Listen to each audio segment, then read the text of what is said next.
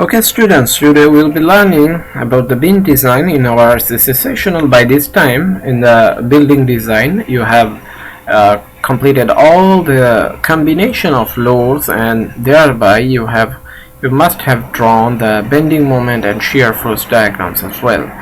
So if you have got all the combination, after getting the combination, say for example you have got the moment,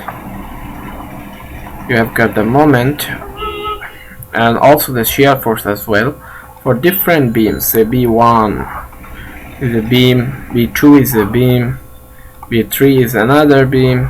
There's like, and you have obtained different combination like this as well. Combo 1, combo 2, combo 3, and so on.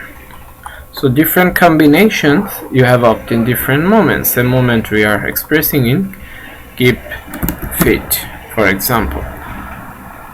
So B1, so different combination, we will be obtaining different value of bending moments. Say 450, say for example we have obtained 400, we have obtained 350, and so on. So in different combinations you have obtained different bending moments, and this is nothing but the maximum bending moment we are talking about. So there will be another chart where you will be also getting the minimum moment as well. So if it is the positive one, so you will be also getting the minimum one as well. Say for example this one. So if it is the positive one, so this will be some values like this for negative one. So maximum positive, maximum negative, so 620. So that's how you will be proceeding for all the beams. You will be obtaining these values. And how you will obtaining these values, if you by this time have completed, then it's good, but if not, then let's see. So for all the combinations, you will be drawing the bending moment diagram for the frame.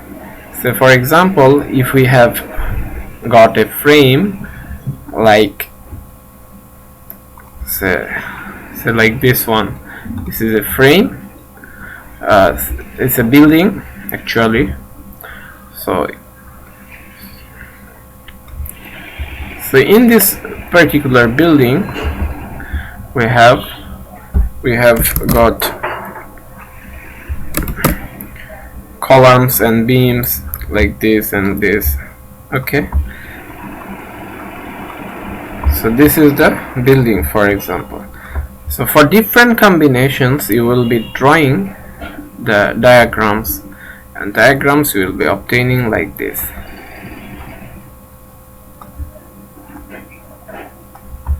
So that might be a diagram type. Also there might be a diagram like this one as well. Say this one, this type of diagram might also be visible there for beam as well. So from these diagrams you will be calculating the maximum positive moment, maximum negative moment, maximum positive moment, maximum negative moment, maximum positive moment, maximum negative moment for a particular beam. This is a particular beam, this is another particular beam.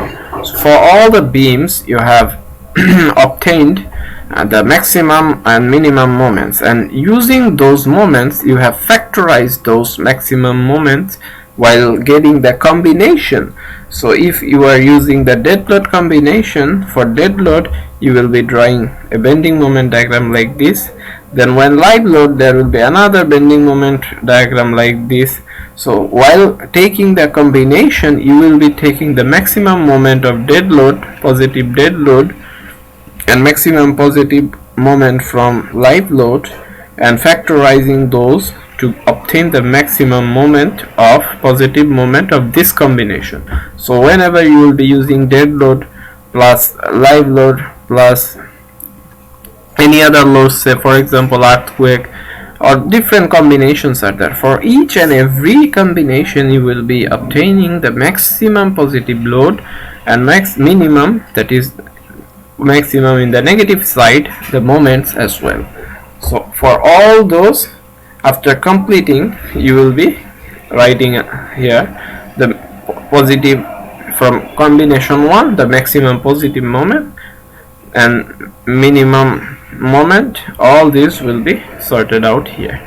And what is our final task? Our final task will be to write down the maximum moment and the minimum moment afterwards, that is positive and negative respectively for maximum and minimum.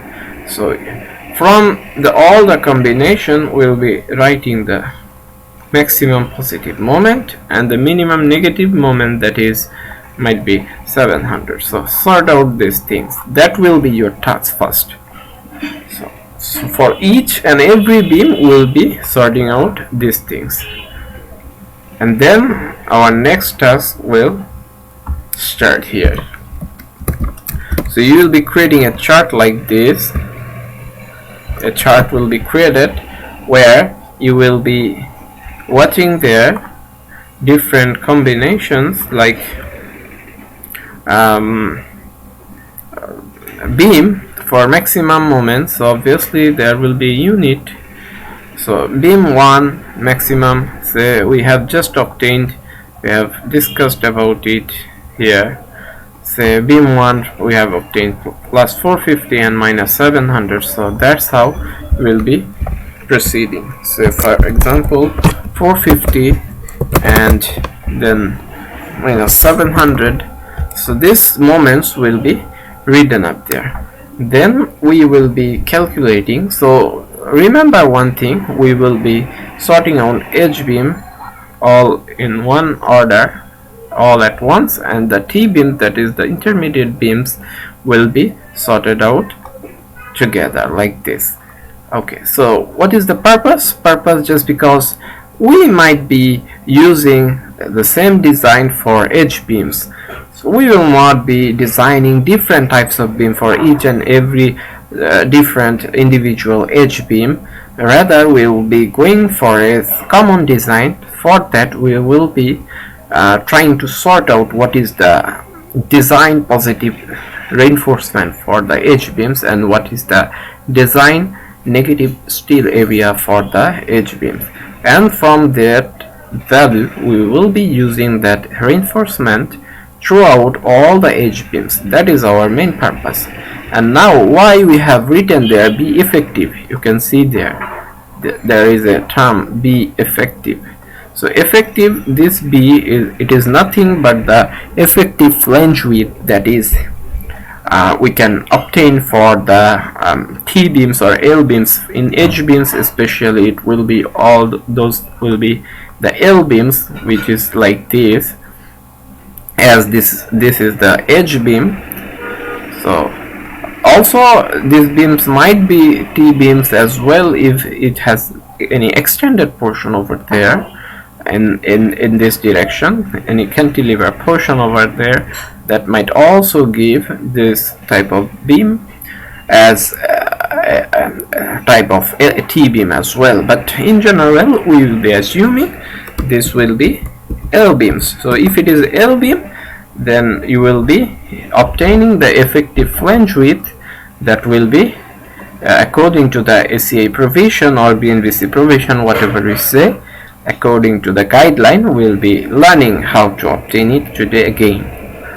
But before that, we also have, so this will be only valid for the positive moments, as you know, not for the negative moments. For the positive moments of the beams, we will be using this be effective. In all other cases, the negative moment, as we know that in those cases there is no admit of being T beam or L beam for negative moments, just because in those cases the compression portion is over there and tension is over there. That's why there is no chance for this concrete portion for being L beam, as it is for positive moments where the effective flange width we determine in this region.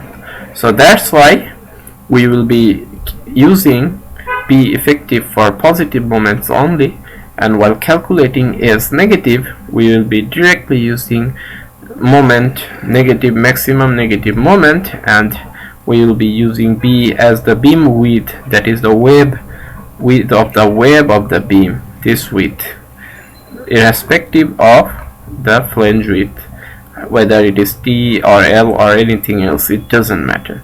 Rather, we will be using this BW for calculating the negative steel area when we are calculating this from the negative moment, that is M minimum.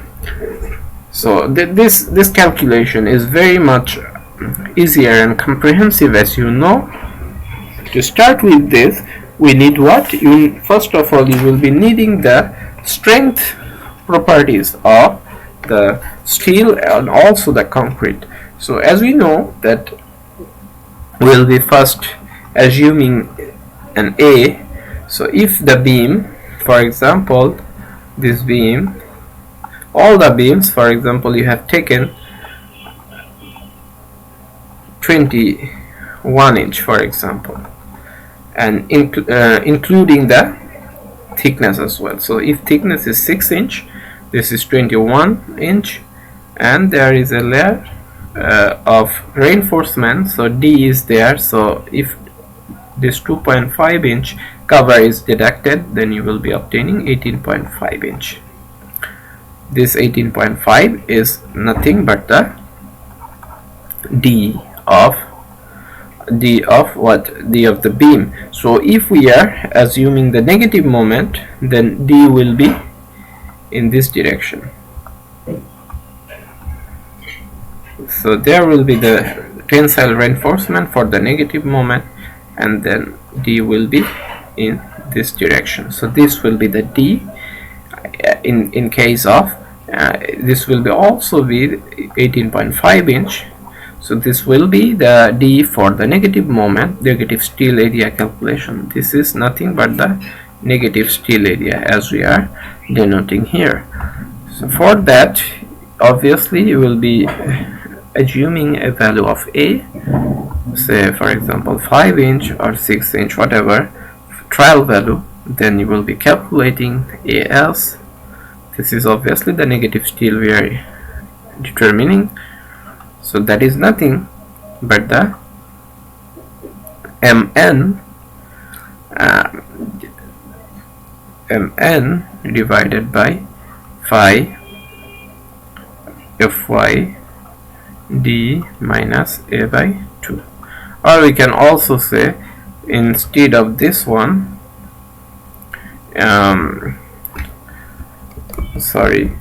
this will be phi Mn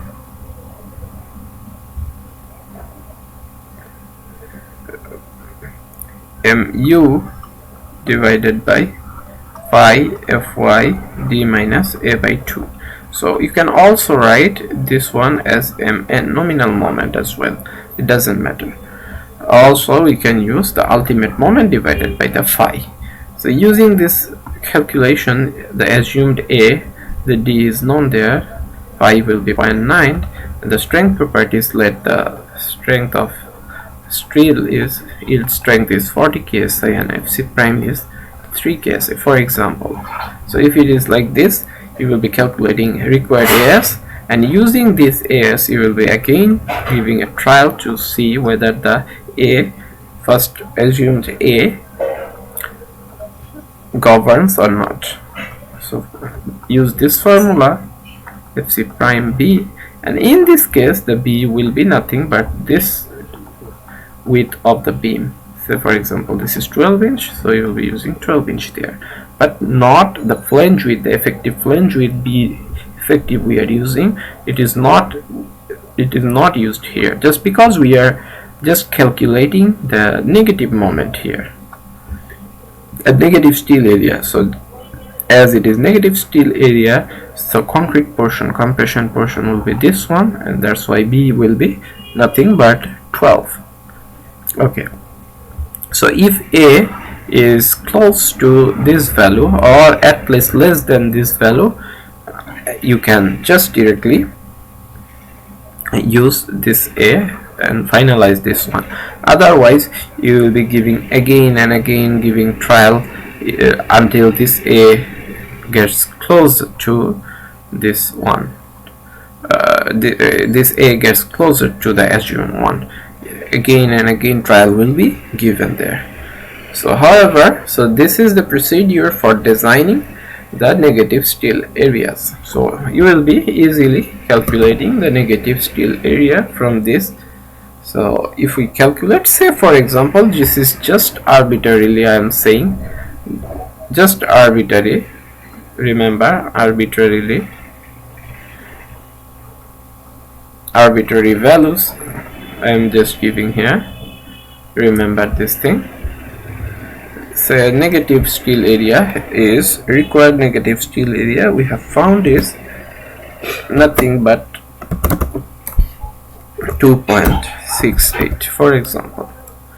Okay, so this is inch square. So 2.68 inch square is the negative moment area we are getting from this calculation. So for example, and how to obtain the positive reinforcement area here, that is our main concern here. So for this you will be needing to calculate B effective from your condition. So let's see what will be the condition for effective width, effective flange width of the beam. If it is T-beam, say I'm just giving example of L-beam in this case. Now we'll be giving the example of T-beam later on, or okay, we just give the example of T-beam here as well. Let's give an example. So for example, this is a T-beam like this one. It's a T-beam, and there is a portion, extended portion over there in the both side of this beam, and this beam is extended there in this direction. For example, in this direction, this is the direction of this beam. This beam is continued in this direction. Okay.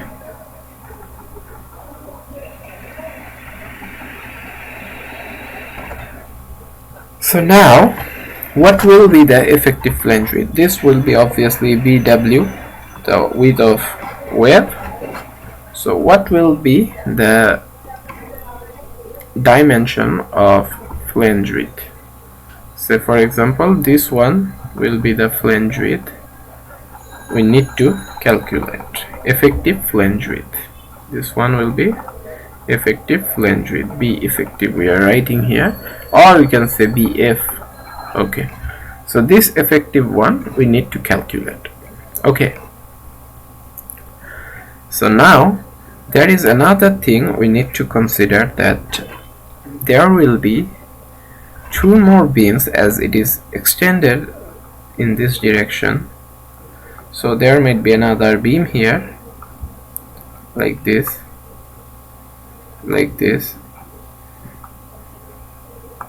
or maybe continued or not. Also there will be another beam over there in this direction as well, for example. Okay, so now to calculate this we will have three options there. First one, we need to calculate BF will be the minimum of these three things. First one, 16 TF plus BW. Second one is pan divided by 4. Third one is half of C1 plus half of C2 equals to, we need to calculate here. Okay, so So what is TF? TF nothing. TF is nothing but this slab with TF. Okay, this is the slab with TF we are talking. BW is what? This one is BW. So from there you can calculate. So if, say for example, TF 6 inch and BW 12 inch, then let's calculate. This one will be 108 inch. Okay, and what is span by 4? Span is nothing but this span length, the extension of this beam. So maybe from this beam is started from there to there. So this beam will be finished over there. Okay, so if it is finished there, then this is the span length of the beam. From this view you can see like this. So if this is the beam, this is the span length of beam. Nothing, this one is the span length. So this one span, this means this extension is the span. So let's assume that the span is equals to 180 inch. That is, say for example, 15 feet span. So this will be 15 multiplied by 12 divided by 4. So that will be 45 inch. And third one is this half of C1 plus half of C2. That is nothing but the C1 is from this center of this beam up to center of that beam. So this one, it is C1, and from center of this beam up to center of this beam, the distance, this one is called C2, and this is C1. So if C1, say for example C1 is 15, and let assume that C2 is 18. So this distance and that distance. So 15 feet, 18 feet. So what will be this half of C1 and half of C2? So half of C1 will be 15 multiplied by 12 and plus half multiplied by 18 multiplied by 12, and therefore you will be obtaining 198 inch, say for example.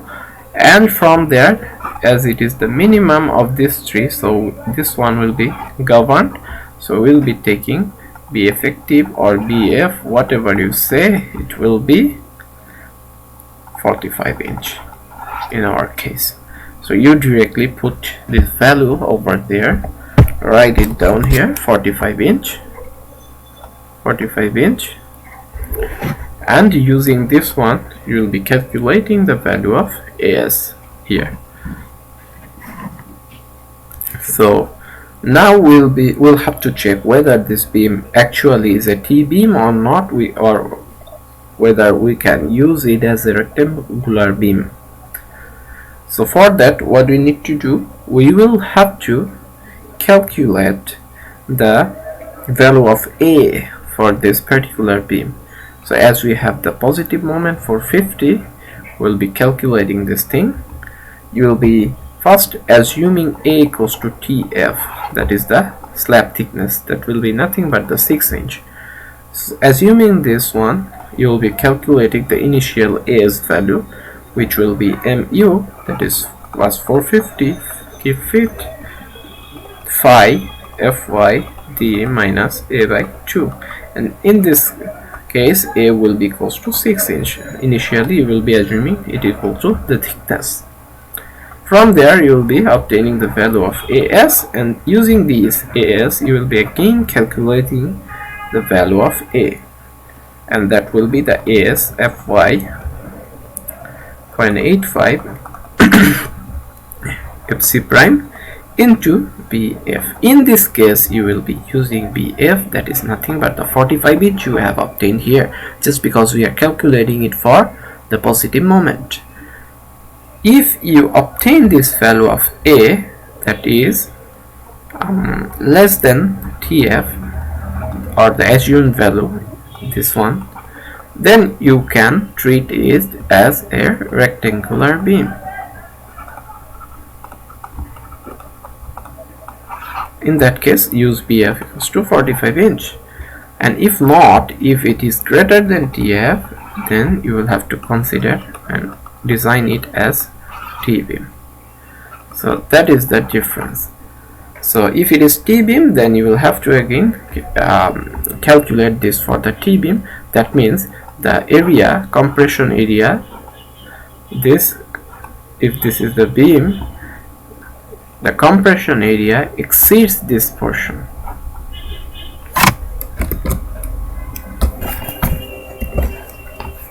This will be exceeding this portion. If it is this one, it will be exceeding this portion. It is exceeding this portion and going beyond this. So in that case, what you will have to do, you will have to analyze it as a T-beam, where you will be first evaluating this portion. Say for example, this is the effective width BF. For example, say let's assume BF, this one is the BF, so this is extended over there. Anyway, so BF, therefore BF, this one, you will be first treating this portion and this portion. This will be the initial portion, and moment will be carried out for this particular region. First you will be calculating that one using this TF, A equals to this TF value will be used, and the remaining portion, and for this MN1 you will be obtaining a particular value of reinforcement. Okay, and then next we will be treating the remaining portion up to which will be used for the T-beam, the extended portion, so where we will be using this BW, the web width of web, for calculating this one.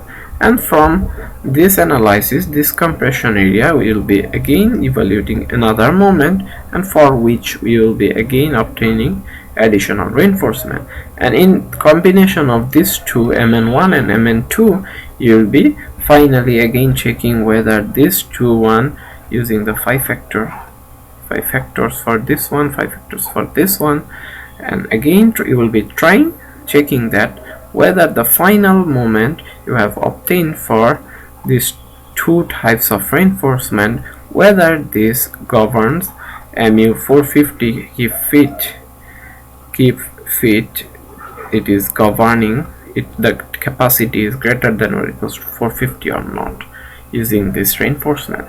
And if it is okay, then this is the desired reinforcement, that is AS1 plus AS2 equals to final AS. So this AS will be the positive required area of reinforcement for this one. So for example, you have obtained AS positive as, say for example, 1.88 we have obtained. So this is another arbitrary value, this arbitrary value 1.88, and for like this for all the beams, you'll be calculating these things like this and be effective. In different cases you might be obtaining different values.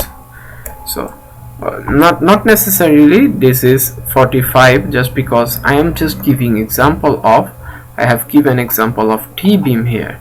In most of the cases, if it is H-beam means what? Say this is a plan view, this is a plan view of a building which we call the H-beam. This one is the H-beam, this one H-beam. So in that cases you will be watching this type of beam, so where this extension is there but no extension over this direction. So most of the cases you might be obtaining L-beam, and T-beam will be this intermediate beams. These beams will be the T-beams, where both sides there will be slabs. In this case only in one side there will be slab.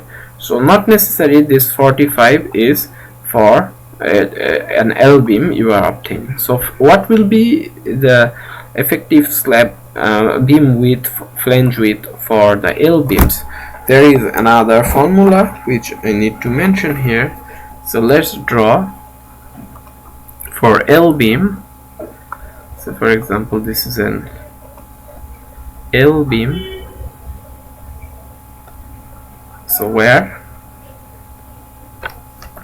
there will be obviously extensions over there like this, there will be beams like that. Okay, so now we need to calculate the effective flange width up to which we will be taking BF. For this beam BF calculating, we need the BW here, BW will be there. Also we know that thickness of the slab, TF is there. Also we need to know the span length of this beam.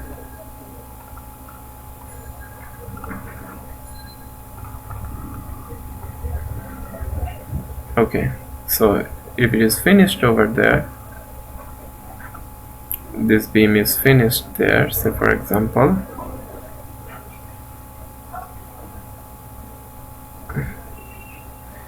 this beam is finished there, then this length will be the span length as we know, and from center of this one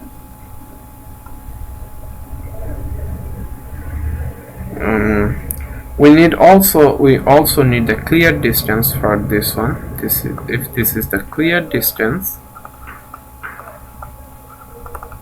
this is the clear distance as we know, then we'll be calculating BF minimum of either 6TF plus TBW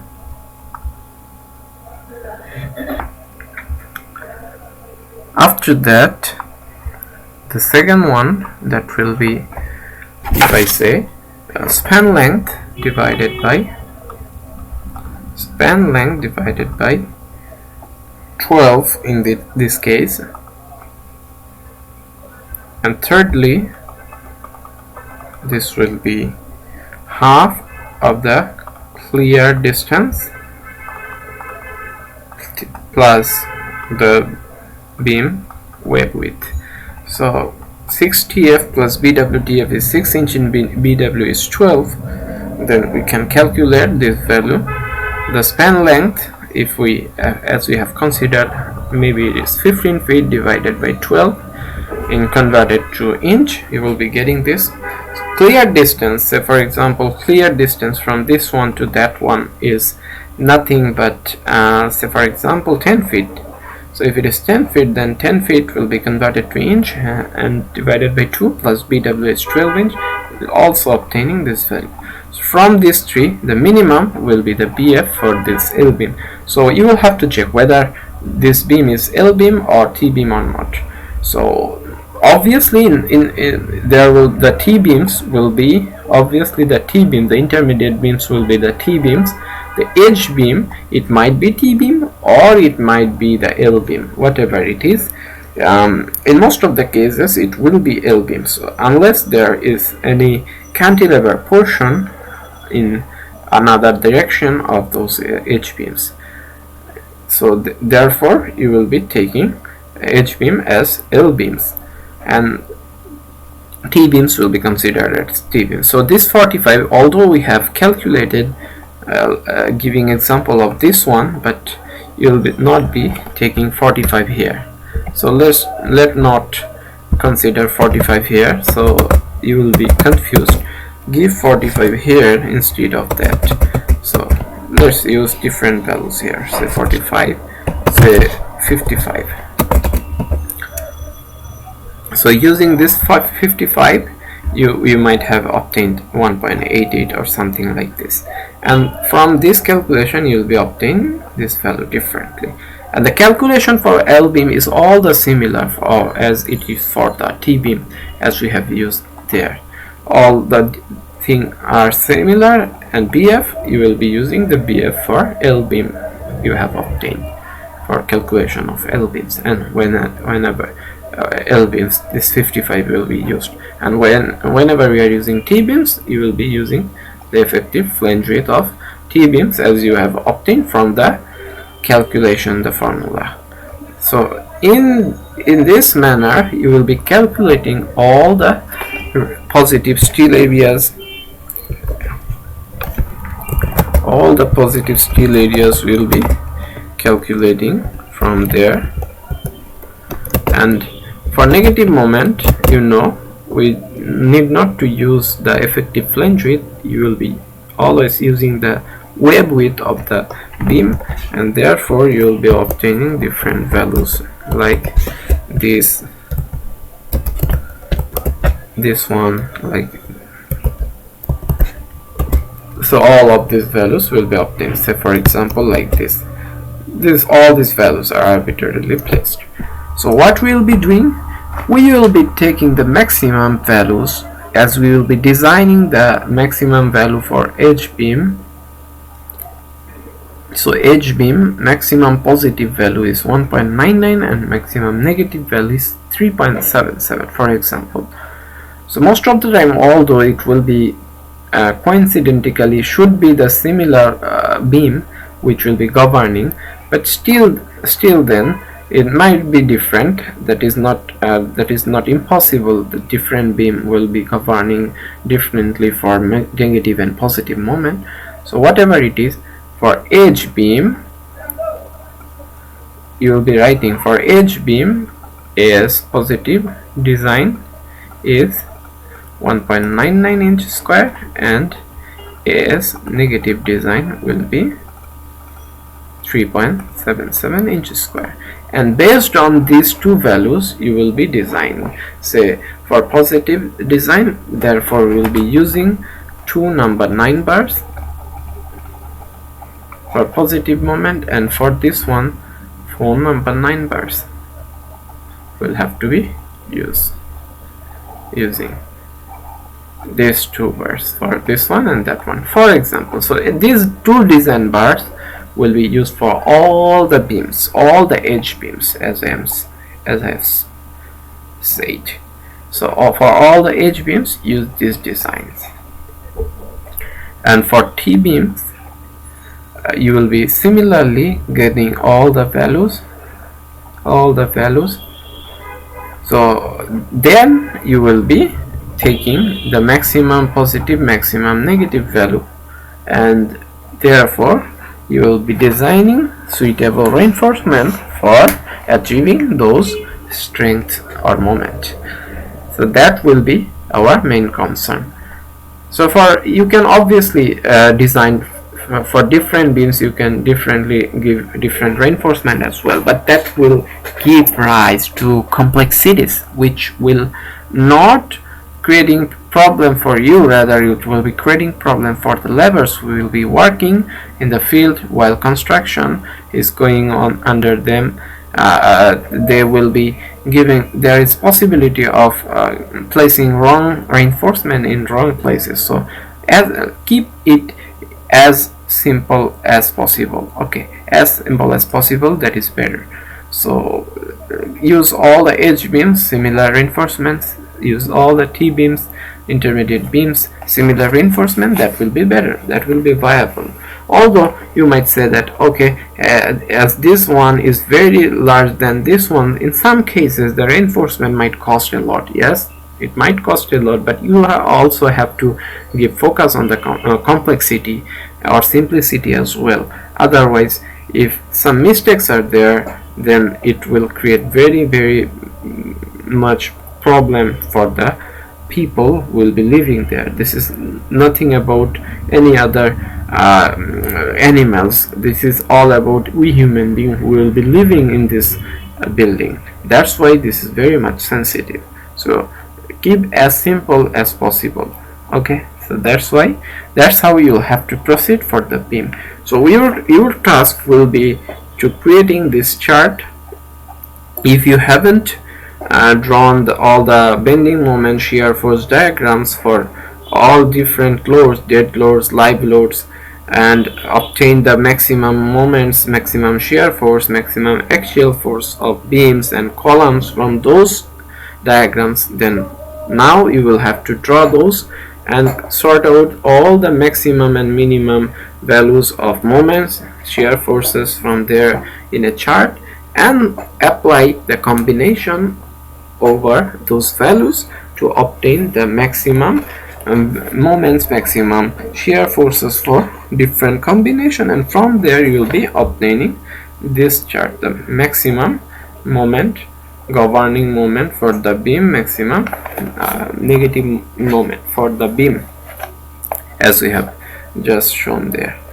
So that's all about the flexural design. Finally, you will have to draw the beam section, also the longitudinal and the longitudinal section of the beam you will have to draw. If it is the beam, this longitudinal section you will have to draw. Also you will have to draw the cross section as well, like this one. So I should extend this thing up to some extent. For example, we have just obtained a beam design like this one, where you will be, we have this type of beam design, for example, where we have obtained reinforcements. We have obtained reinforcements, for example, like this. Reinforcement like this.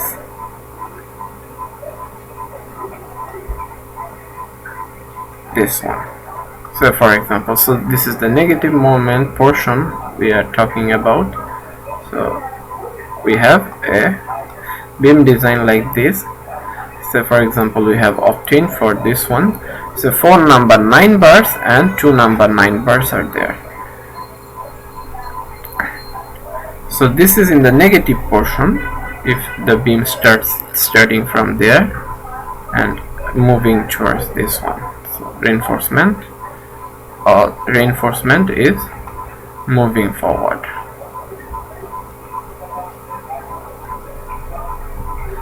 So there, up to some extent, whenever we have gone up to some extent, there is no more negative moment provision there.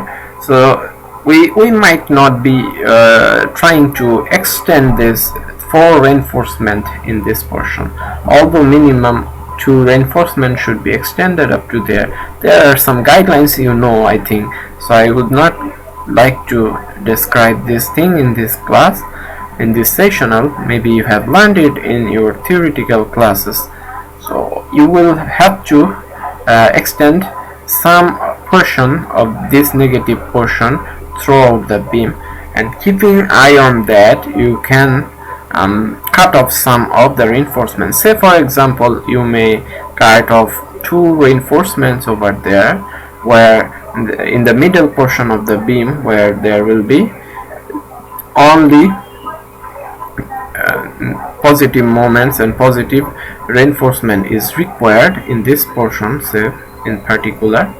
So therefore you can cut off 2 reinforcement, say middle 2 reinforcement will be cut off there, and therefore only the extension will be of these 2 reinforcement over there. So all these things you will have to design the appropriate design.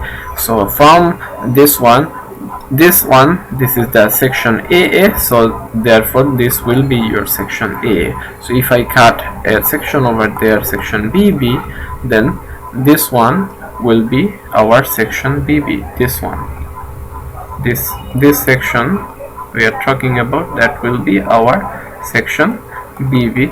So whenever you will be drawing this section BB, you will be showing that only 2 reinforcement over there, here as well.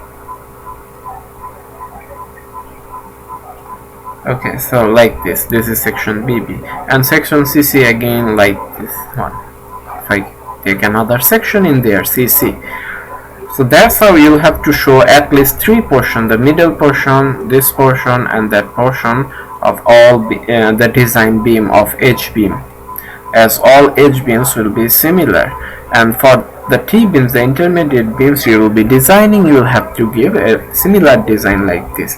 After all the calculations have been done, all the bending moment diagrams, all these things have been done, and obviously you will have to give the sample calculation of one positive reinforcement calculation of edge beam, one edge beam, one positive steel area calculation, one edge beam, one negative steel area calculation, one T-beam, one positive steel area calculation, one T-beam, one negative steel area calculation. And obviously these moments how you will be obtaining, this is not necessary to mention this thing, just because you will be showing the diagrams, all the combinations before. But obviously whenever you will be calculating AS positive for this one, you need to calculate this B effective, B flange width as well. Also in this case, these two calculations you will have to show as well in your design. So that is how you will have to proceed for flexural reinforcement. And another thing I need to mention there, that although you will, I hope that this 21-inch beam, this 21-inch beam will be able to, this will be capable of governing all the beams as singly reinforced beam. But still you will have to check whether for all the beams you will have to check whether the beams are singly reinforced or not, or whether you will have to design it as doubly reinforced. So what is the criteria for that? So you will have to calculate the rho 0.005 first. Rho max, although it suggests 0.004, but we will be taking the rho of 0.005 as we have the formula there, like this, and epsilon u plus epsilon t, that will be this 0.003, and this one you will be taking 0.005, and taking this value, the fc prime fy value, you will be obtaining rho 0.005. And using this one you will have to calculate the d required. If this d required, you will be calculating the d required. There is a formula, as we know, as we all know, there is a formula of d required, which is like something like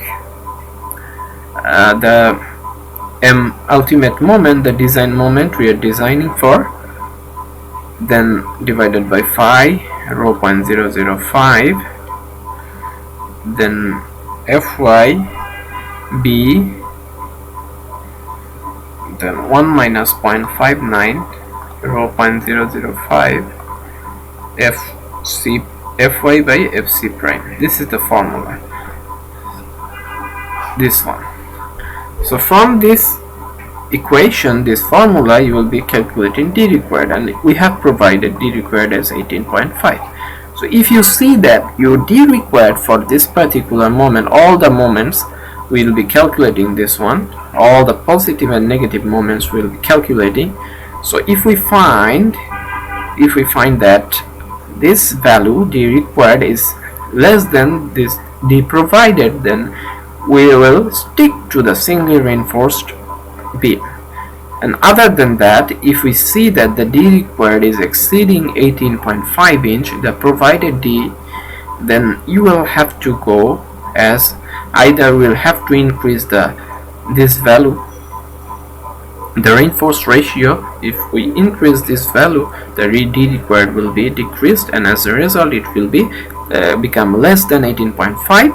That is an option, but as we know that this is the recommended reinforcement, and we don't want to go to the transition level. Always we want to stay in the under reinforced level, 0.005 reinforcement ratio.